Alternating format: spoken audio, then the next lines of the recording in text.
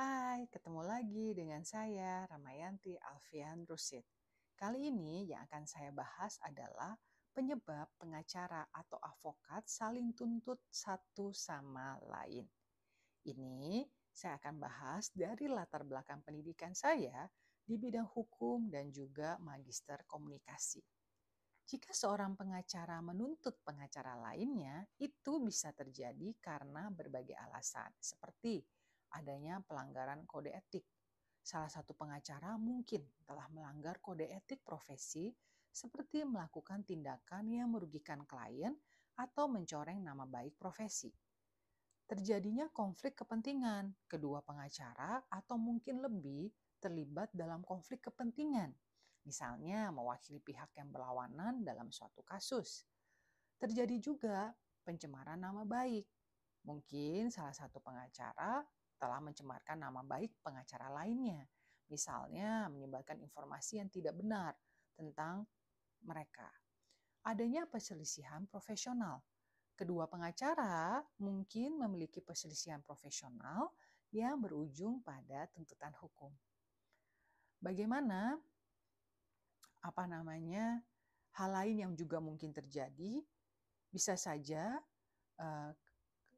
berbagai pihak itu menilai kehebatan bagaimana memahami undang-undang.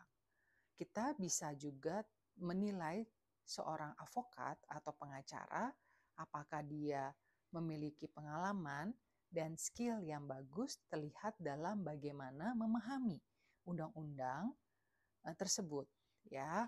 Dan ini tidak mudah karena ada faktor yang bisa dijadikan pertimbangan. Pengalaman.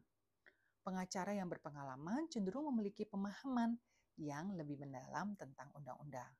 Prestasi. Prestasi pengacara dalam memenangkan kasus dan mendapatkan pengakuan dari rekan sejawat dapat menjadi indikator kehebatan mereka. Pengetahuan hukumnya juga bagaimana? Kalau pengacara tersebut memiliki pengetahuan hukum yang luas dan mendalam, serta mampu mengaplikasikannya dalam kasus-kasus yang kompleks, itu bisa menjadi salah satu indikator kehebatan pengacara tersebut. Keterampilan argumentasi. Pengacara yang mampu menyusun argumen hukum yang kuat dan meyakinkan, serta mampu mengolah bukti-bukti dengan baik, itu juga bisa menjadi salah satu indikator. Kemudian bagaimana keterampilan negosiasinya? Kalau pengacara yang ahli, biasanya dia mampu mencapai kesepakatan yang menguntungkan kliennya. Penting untuk diingat bahwa tidak semua pengacara hebat dalam memahami undang-undang akan selalu memenangkan kasus. Ada faktor lain seperti strategi, keterampilan komunikasi, dan keberuntungan juga berperan penting dalam menentukan hasil suatu kasus. Tuntutan antar pengacara bisa terjadi karena berbagai alasan.